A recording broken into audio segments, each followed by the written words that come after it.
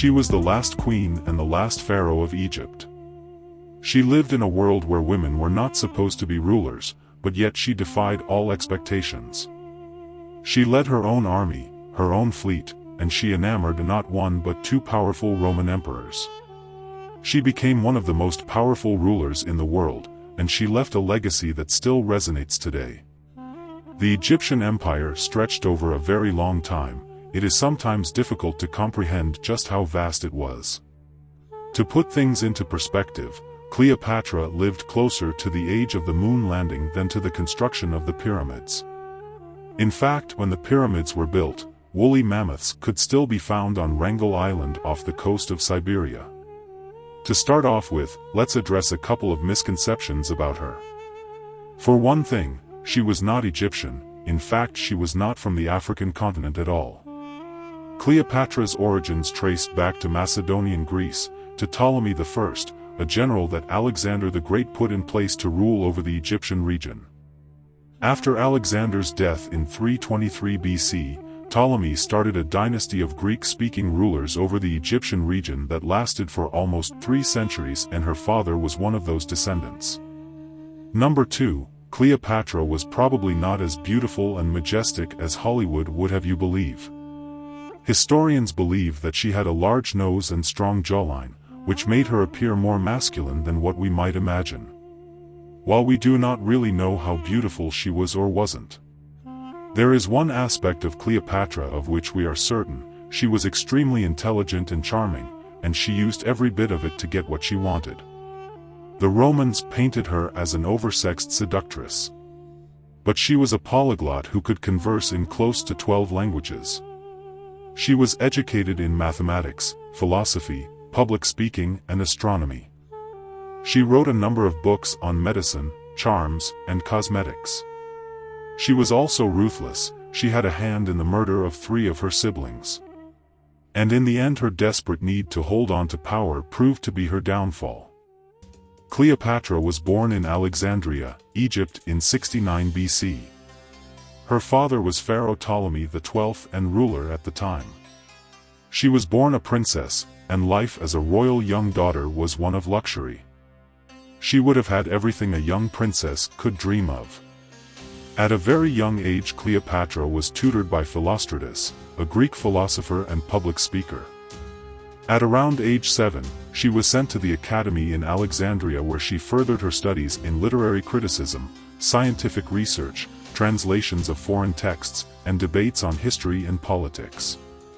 Alexandria, founded by Alexander the Great in 331 BC, was a thriving cultural center that attracted scholars, artists, and philosophers from all over. It was home to some of the greatest pharaohs, and the 137-meter-tall lighthouse that towered over the city was one of the 7 wonders of the ancient world. It also housed the Great Library, one of the largest and most significant libraries of the ancient world, a place where Cleopatra studied and had access to thousands of literary works. During her youth, though, Egypt was politically in a bit of a tough spot with Rome. The Romans effectively wanted to end Egypt's independence, and Ptolemy wanted things to stay the way they were. He tried to maintain that independence by offering gifts and lavish luxuries to Roman statesmen, at the expense of Egypt's people. This made him unpopular, and ultimately he was exiled for a couple of years. This put Cleopatra's sister Bernice in charge, but the Romans did not like that and helped Ptolemy take back control. This separation was heartbreaking for Cleopatra. She was her father's favorite child, and even though history paints their family as power-hungry and out to kill each other, her love for her parents was strong. This became even more apparent when her mother died unexpectedly and she was made joint regent alongside her father. This was her first taste of power, and for the next couple of years she co-ruled with her father. It is also important to note that she loved the Egyptian traditions and beliefs. Growing up, she identified herself with the image of the goddess Isis in Egyptian religion, and would go on to portray herself as the goddess throughout her life. She was also the first Ptolemaic ruler who learned to speak and write in Egyptian. For 300 years, her family spoke only Greek, so court documents, including the Rosetta Stone, were bilingual, written in both Greek and Egyptian. At around 51 BC, her father died, she was 18 years old, and in true Ptolemaic tradition, which aimed to keep royal bloodlines as pure as possible, she married her younger brother Ptolemy XIII, aged 10. During this time she and her brothers all took part in making political decisions for the sake of the empire. Traditionally, female rulers were subordinate to male rulers, but she was never going to be satisfied with being joint ruler. She started to erase her brother's name from official documents, and only her face appeared on coins being minted. She started to focus on the traditional duties of being a pharaoh, installing new sacred statues and animals, helping her people through famine, and restoring relationships with the Roman Republic. Cleopatra quickly seems to have taken over Egypt as a sole pharaoh. Tensions began to rise as her brother grew older. He wanted more power and went to great lengths to win over council members and Ptolemaic followers in the city, and eventually forced her from the palace.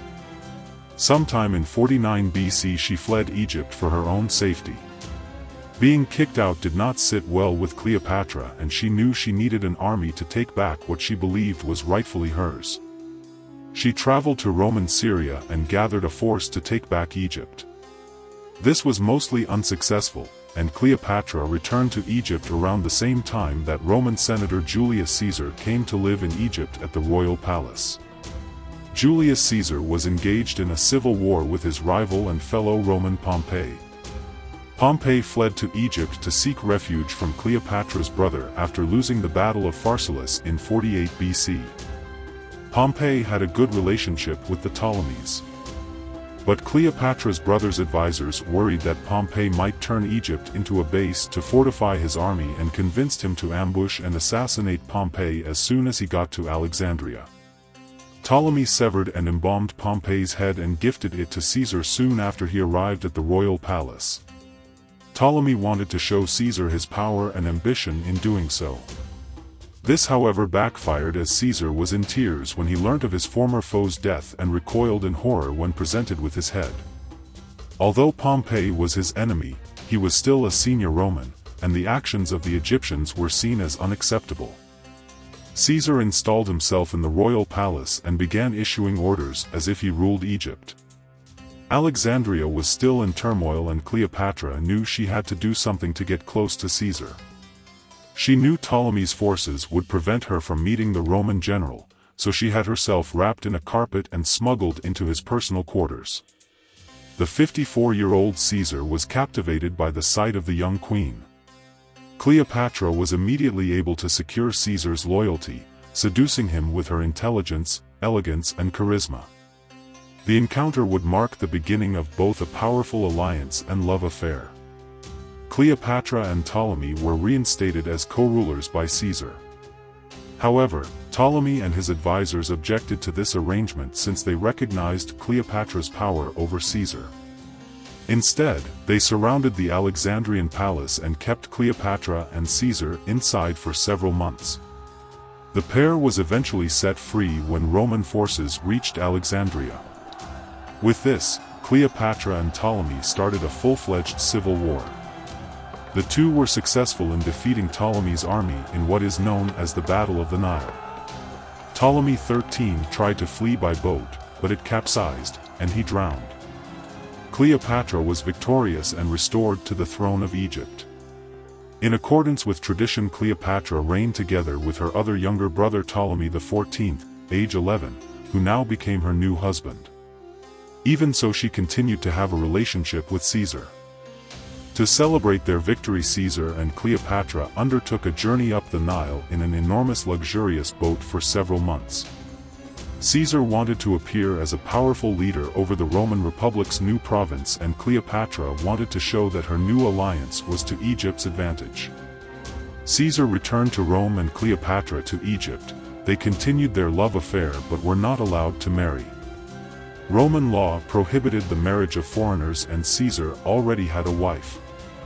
Even so, in 47 BC Cleopatra gave birth to his alleged son, Ptolemy XV Caesarion, meaning Little Caesar. A year after his birth, Cleopatra would visit Caesar in Rome and stay at one of his estates. The Romans did not take kindly to this. Caesar did not have any children with his wife, and this would mean that Cleopatra's child could be heir to the Roman throne. This was unacceptable to the Romans, who viewed the Egyptians as uncivilized. In 44 BC, Julius Caesar was assassinated and Cleopatra returned to Egypt, where her brother and co-ruler Ptolemy XIV died shortly after, by all accounts most likely assassinated by her. She established her son as her co-ruler.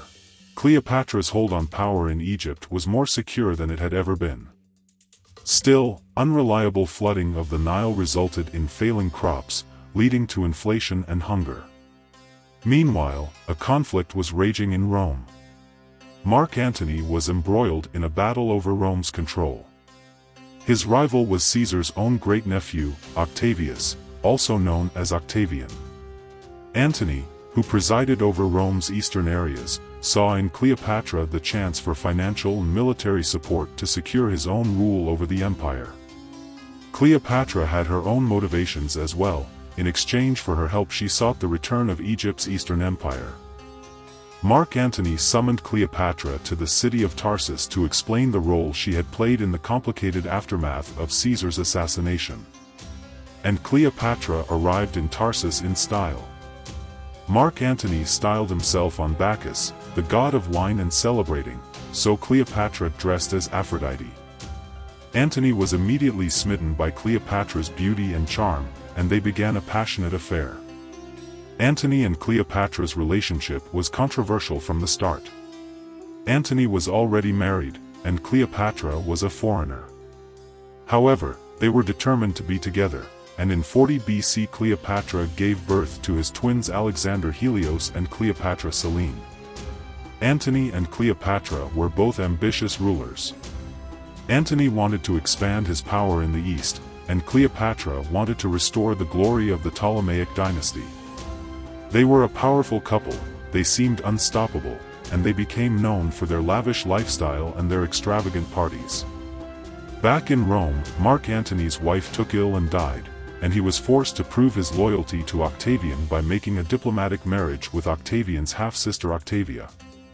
Egypt grew more prosperous under Cleopatra's rule, and in 37 BC Antony again met with Cleopatra to obtain funds for his long-delayed military campaign against the kingdom of Parthia. In exchange, he agreed to return much of Egypt's eastern empire, including Cyprus, Crete, Libya, Jericho, and large portions of Syria and Lebanon. They again became lovers, and Cleopatra gave birth to another son, Ptolemy Philadelphos, in 36 BC. After a humiliating defeat in Parthia, Antony publicly rejected his wife Octavia's efforts to rejoin him, and instead returned to Egypt and Cleopatra. In a public celebration in 34 BC, known as the Donations of Alexandria, Antony declared Caesarion as Caesar's son and rightful heir and awarded land to each of his children with Cleopatra. This began a war of propaganda between him and the furious Octavian, who claimed that Antony was entirely under Cleopatra's control and would abandon Rome and found a new capital in Egypt. In late 32 BC, the Roman Senate stripped Antony of all his titles, and Octavian declared war on him and Cleopatra. On September 2, 31 BC, Octavian's forces defeated those of Antony and Cleopatra in the Battle of Actium. Cleopatra's ships deserted the battle and fled to Egypt, and Antony soon managed to break away and follow her with a few ships. After lengthy negotiations that ultimately produced no results, Octavian set out to invade Egypt in the spring of 30 BC. Cleopatra hid herself in her tomb with her close attendants and sent a message to Antony that she had committed suicide. In despair, Antony responded to this by stabbing himself in the stomach and taking his own life at age 53. On August 12, 30 BC, after burying Antony in meeting with the victorious Octavian, Cleopatra closed herself in her chamber with two of her female servants. Cleopatra and her two handmaidens committed suicide, the exact means of which is uncertain. Some ancient sources say that Cleopatra was bitten by an Egyptian cobra that was smuggled into her chambers in a basket. Plutarch wrote that Cleopatra had experimented on condemned prisoners with various poisons and snake venoms, and found aspis venom to be the most painless of all fatal toxins, and perhaps she used a lethal concoction instead. Nonetheless, the image of suicide by snake has become inextricably connected with Cleopatra. After the death of Cleopatra, the Egyptian economy quickly fell. When this occurred, Rome established a complete takeover of the empire and made it into one of its provinces. They also killed her children on Octavian's orders. This was to prevent a rightful successor from taking the throne and fighting against his forces. In January of 27 BC, Octavian was renamed Augustus, and amassed constitutional powers that established him as the first Roman emperor. The Bible states Augustus is also the one who ordered the census years later, that had brought Joseph to his wife, Mary.